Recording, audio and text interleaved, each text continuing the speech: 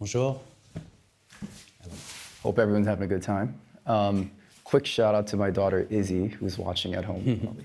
All right. With that said, so why is design the new luxury? That's what we're here to talk about. A little bit of hyperbolic statement, but why is luxury fashion not cool anymore?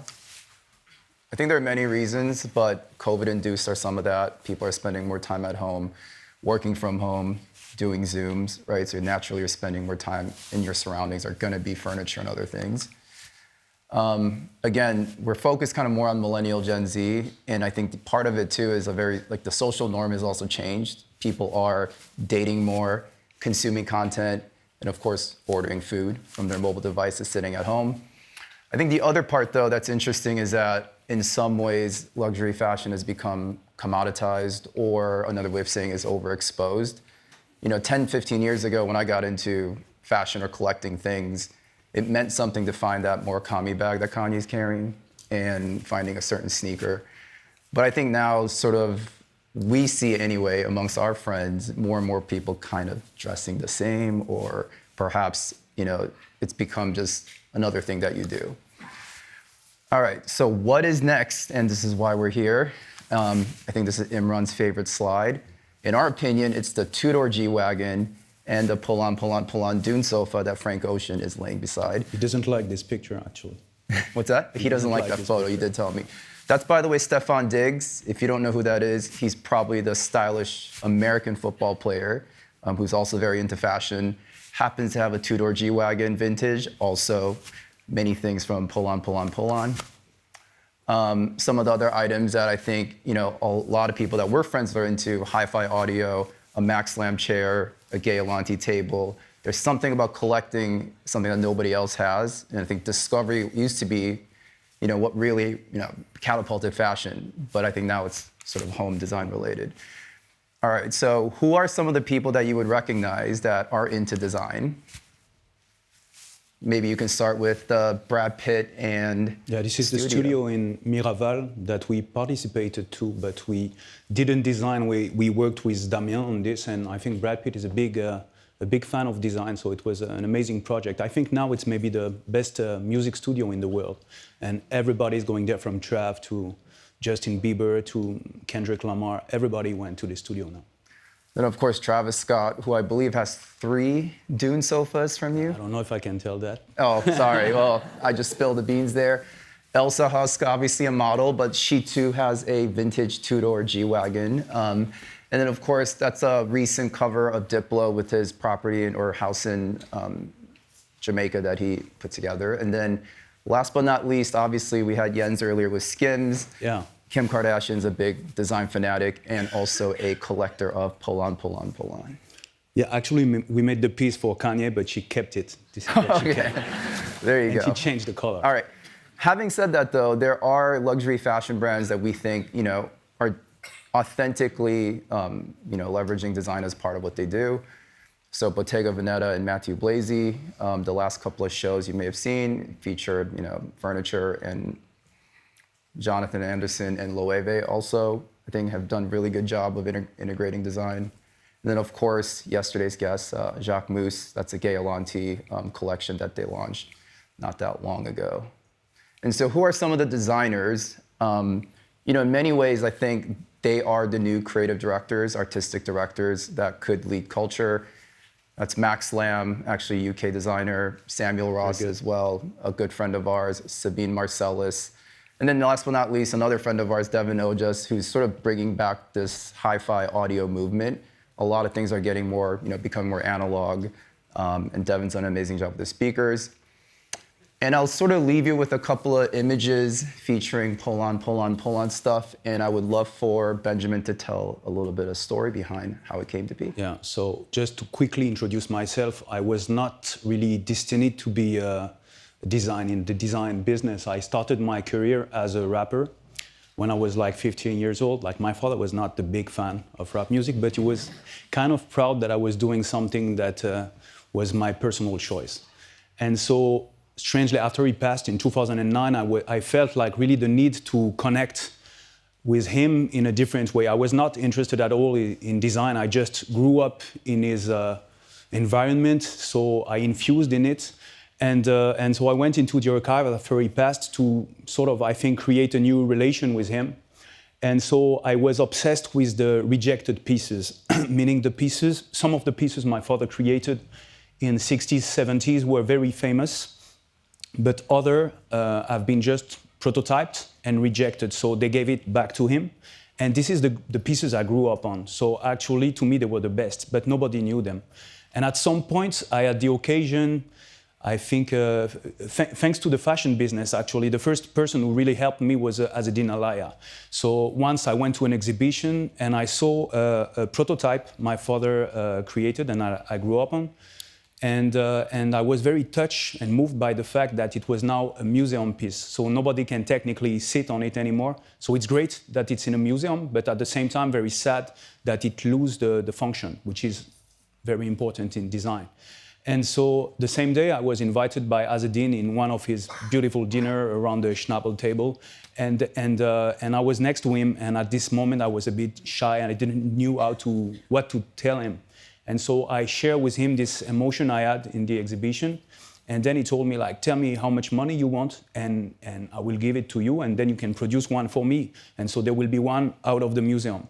And so this is really how it started. And then I think thanks to his influence, then we made project with Louis Vuitton, the first cruise show of Nicolas in Monaco.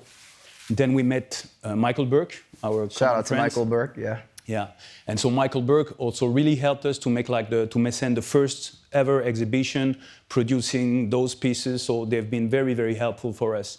And then at this moment, we've been asked by, I would say, like almost all the fashion brands, from the best to the worst, to collaborate. And so my wife, that is my partner, like we are really 50-50 in this business. She was coming from the fashion. She was working for a long time with Michel Enrico Wens.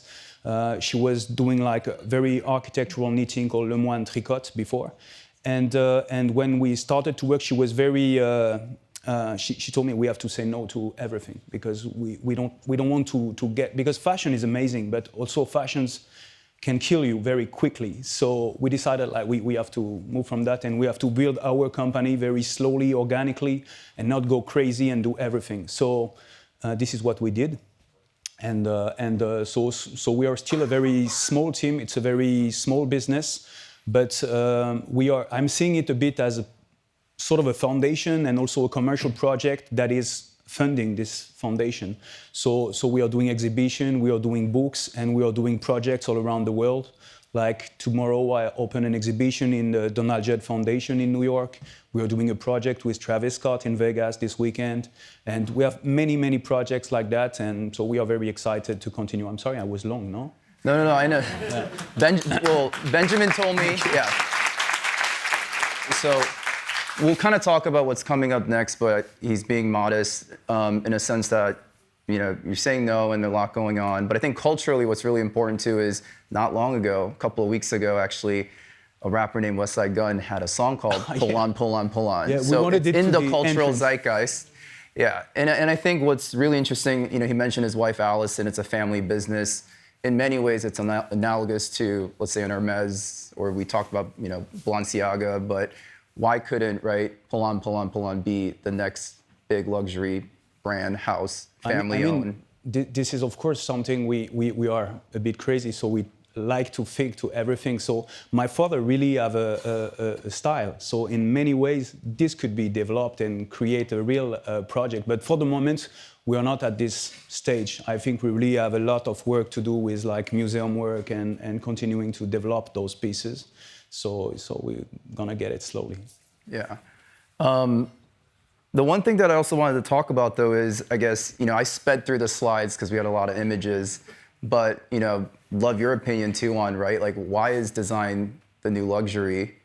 And as, you know, we're connoisseur of sort of, I guess, culture and largely in part because we're influenced by fashion, music, arts. What do you think is the reason? Oh, why is design? Why is design the new luxury? I don't know about the word like luxury, because I think my father was really anti-luxury style, because I think now everybody can buy luxury. So I think luxury now is in our case, it's more the access. We don't have any retailer. We don't have any reseller. Like, basically, I'm the only one person you can call when you want to buy a piece from us. So it's like you basically have to slide into his DM to get one of the Dune sofas. So it's very. So I need to. We were working a bit like a gallery. So we want to. We don't produce so much. So I need to be sure where the pieces are going. We don't want to. We want to be sure of who is collecting it. Like where. What is the house? What is the project? Because when you can protect your product, then I think you can. Stay longer with this, and this is what we do, exactly like a gallery, I think. And I mean, I think one of the amazing things that you and Alice do too is you actually use your home as both a showroom, gallery, and an experience, right? So even during Paris Fashion Week, sort of become a thing for a lot of, especially Americans that are getting into design, to pay a visit to Benjamin's home, which essentially is archival. For us, it was making sense we have a house, like we have to show it in our house with our daughters, with our life, because actually, when you want to buy furniture, I think, like in my case, I want to see it in a concrete situation where it's used, not in a showroom where it's like perfect, like it looks like it's a 3D render. Like I like it to be alive. I like it to be used, and I think. Our client, at least in France, like I think this is what they are searching with us, like something that is more maybe authentic, something that is happy also. Because this is the big difference with also my father's design, is that my father was not trying to make style. He was like really trying to modernize things, to improve life for the people. So this is what we are trying to create with those pieces. That was the dream that never came true, and that is now like very existing. Yeah, I mean, I think the last thing I'll end with is, again, I think design can mean a lot of different things, but ultimately it is about discovery. And I think curation is a word that gets thrown around a lot, and now with technology and AI, obviously it makes things a bit more complicated. But I think what was exciting for me, and even Benjamin and I have just gotten to know each other for about a year or so, but this is kind of what excites, right? Not only myself, our friends, the community at Basic Space, Design Miami, a lot of the artists, celebrities, and talent that we're friends with. So I'd love to just like maybe finish with, if you have parting ways on like what's the next big thing, and design-wise, you guys have working on a lot of projects. What's new? Like my biggest project, actually, of course, we have those very cool exhibition coming, but my biggest project is we are building a sort of a museum. But in the mountains, in Les Cévennes, where we are producing, we have this workshop with 9 people, and we are building actually a museum where I will place like something like 350 pieces that we collected in the last 10 years with all the archives of my father. My ambition being to invite all curators from all around the world and to build exhibition and simplify how to create exhibitions in museum, and to be able to lend everything and to make it simple. Yeah, this is my big project.